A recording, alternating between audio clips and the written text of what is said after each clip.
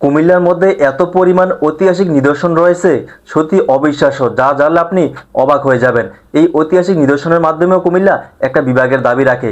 ভিডিওটি একটু শেষ পর্যন্ত দেখেন, তাহলেই বুঝতে পারবেন। প্রথম হচ্ছে শালবন বৌদ্ধবিহার, যা কুমিল্লার মধ্যে সবচেয়ে বিখ্যাত প্রত্নতাত্ত্বিক নিদর্শন, যেটা কিনা পাল রাজবংশের আমলে 8ম থেকে 9ম শতাব্দীতে নির্মাণ করা হয়।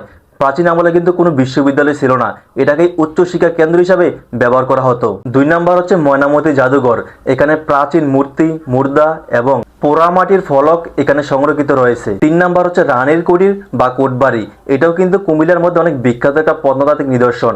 এখানে পাল এবং সেন যুগের আপনার ধ্বংসাবশেষ পাওয়া যায়। এখানে আশপাশে মন্দির, পাহাড় এবং প্রাকৃতিক জায়গার সৌন্দর্য, তার জন্য কিন্তু ব্যাপক পরিচিত আছে এই জায়গাটা। 4 নাম্বার হচ্ছে ধর্মসাগর দিঘি, যেটা কিনা কুমিল্লা শহরের মাঝখানে অবস্থিত।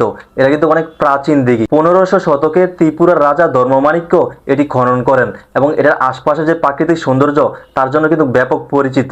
5 নাম্বার হচ্ছে শ্রীকেল রাজবাড়ি। এটি কুমিল্লার মুরাদনগরে অবস্থিত।